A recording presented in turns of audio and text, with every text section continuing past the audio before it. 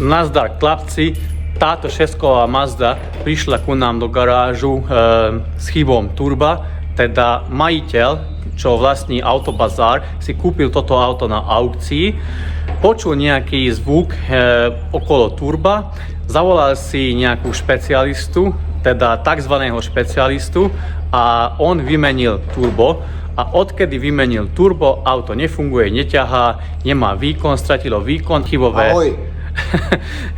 A má všelijaké varovné chyby na palubovke. Priniesol ku nám, aby sme tu vyriešili. Teda najprv napojíme na diagnostiku, potom pozrieme živé hodnoty, že čo ukazuje, aké sú hodnoty, čo tam nepasuje, a potom skúsime zistiť, čo je chyba, kde sa stala chyba, a samozrejme potom opravíme auto, a celé toto môžete vidieť v tomto videu.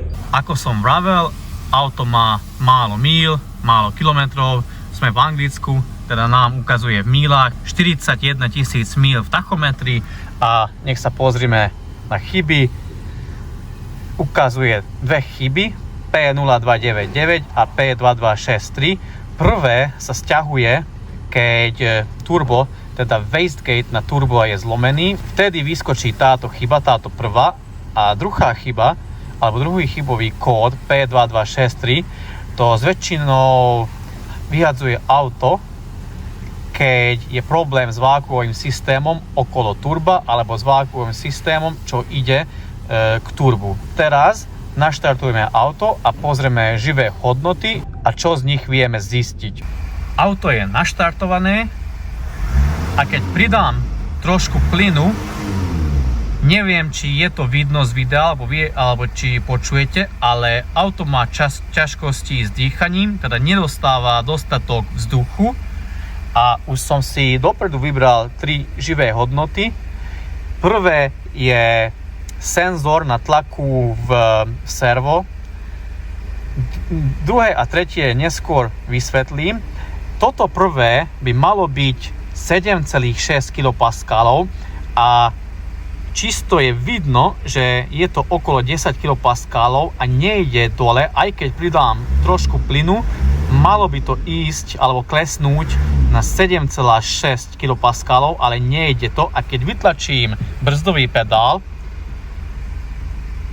vyjde to hore, to je OK, ale celkom rýchlo by to malo klesnúť alebo spadnúť na 7,6, ale veľmi pomaly to spadá a nepôjde úplne dole na 7,6, ale sa kde zastaví a nejde potom proste dole.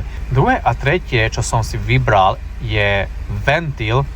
Je to jeden ventil na turbe, čo potom vo videu neskôr ešte vám ukážem, kde to je, kde sa to nachádza a čo to presne robí, čo to ovláda, ale ako vidíte, tretí bod je desired, čiže koľko to má byť, a má to byť 19 mm, ale my máme iba 0,1 mm, čiže dačo tam není dobre, nefunguje dobre.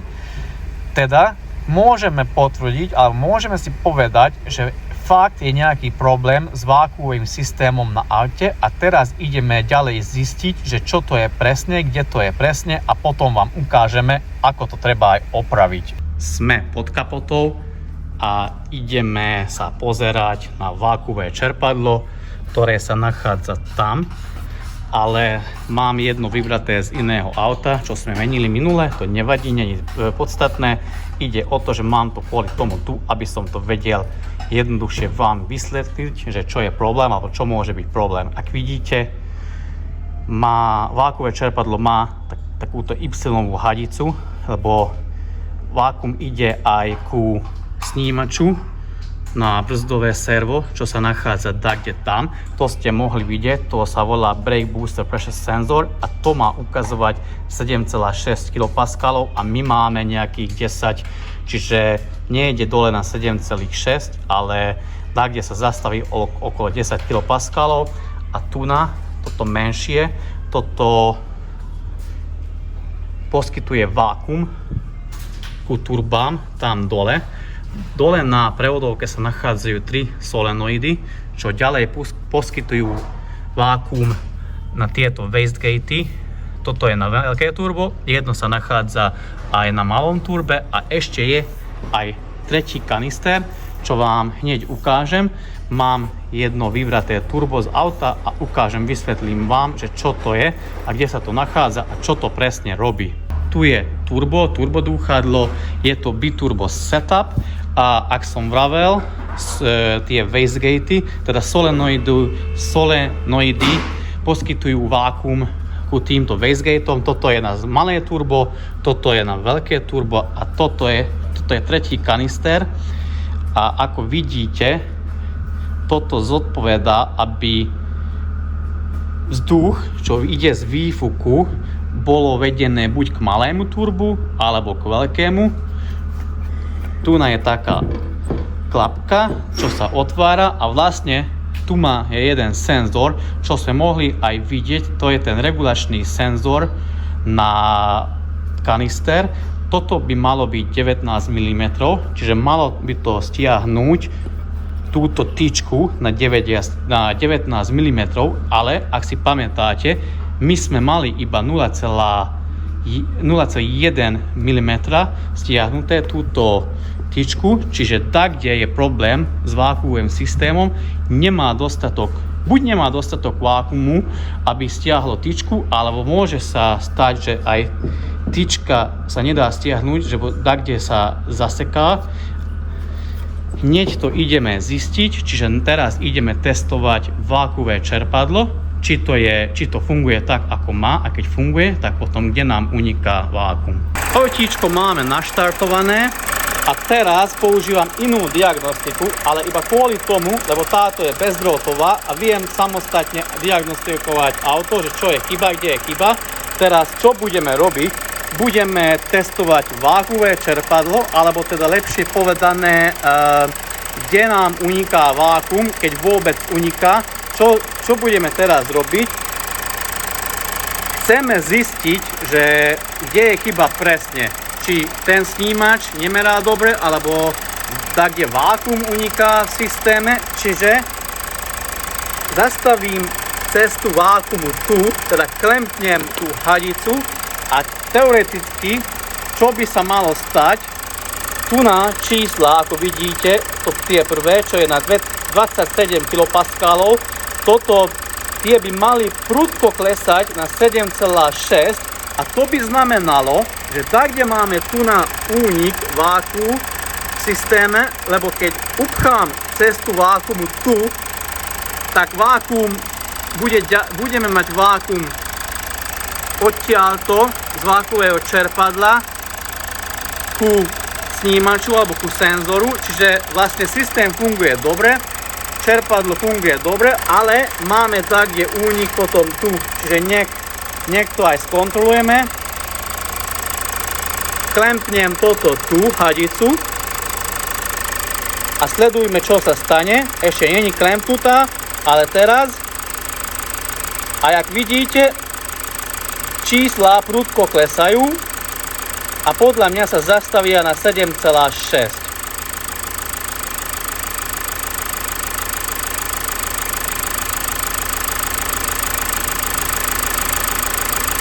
Áno, presne ako som povedal.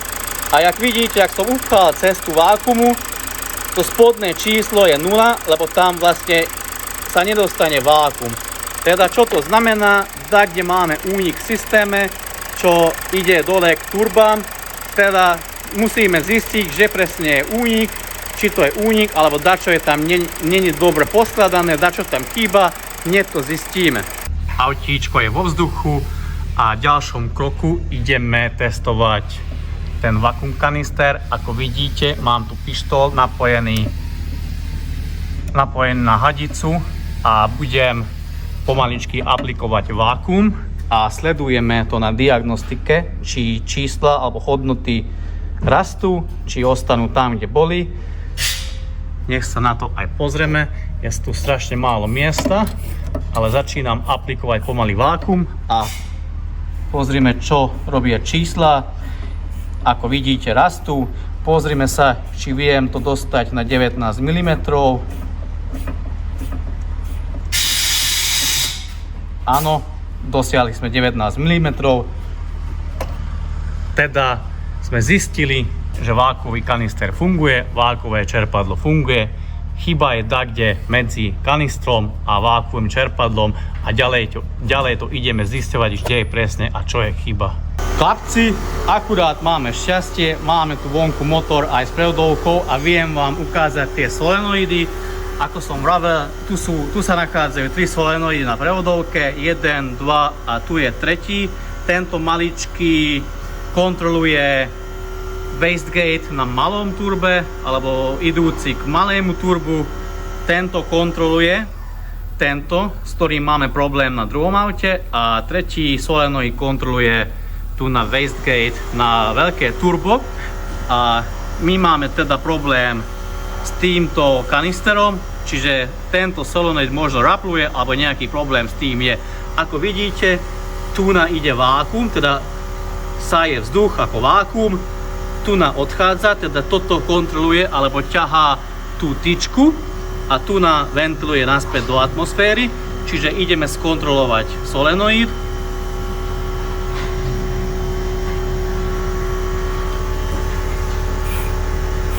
Na toto sa dá stiahnuť vákuum a toto aj drží, čiže takto viete skontrolovať solenoid. A teraz ideme toto isté spraviť na tom aute, s ktorým máme problém. Dani sa pripojil na solenoid, na vákuový solenoid a môže aplikovať vákuum a nech sa pozrieme, čo sa stane. Nič. Čiže nevie aplikovať vákuum na solenoid. Tu je použitý vákuový solenoid a nech otestujeme aj toto, že ten môže aplikovať na to vákuum. Ale ako vidíte, chlapci, ani toto nefunguje, teda mohli by ste si myslieť, že to nefunguje, ale vákuum nevieš aplikovať, keď kde máš únik, zapcháš koniec a teraz pozrieš, či vieš aplikovať vákuum a samozrejme, že hej, čiže takto vieš otestovať solenoid vákuový. Vymenili sme solenoid, ale zatiaľ iba na testovanie. Všetky tieto súčiastky sú ešte voľné.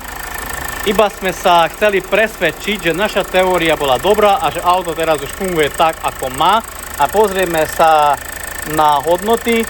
Ako vidíte, snímač na servo ukazuje 7,6 kPa, ale hlavne nám ide teraz o toto spodné. Ventil, regulačný ventil teraz ukazuje 19,3 mm, čiže máme znovu turbo. Nech sa osvedčíme aj o to. Šlapneme trošku na plyn a zas máme turbo. Máme ešte nejaké chybičky na palubovke, samozrejme treba vymazať chyby a auto treba zobrať na testovacie jazdu a všetko bude dobré. V ďalšom kroku treba poriadne vymeniť ten solenoid a potom treba auto zobrať na testovaciu jazdu a sa presvedčiť, že turbo funguje tak, ako má, auto ťahá tak, ako má, je to bezchybné a všetko je tak, ako to má byť a potom môžeme vrátiť auto majiteľovi, ale nebojte sa, budete vidieť aj vy, čo sa stane na testovacej jazde.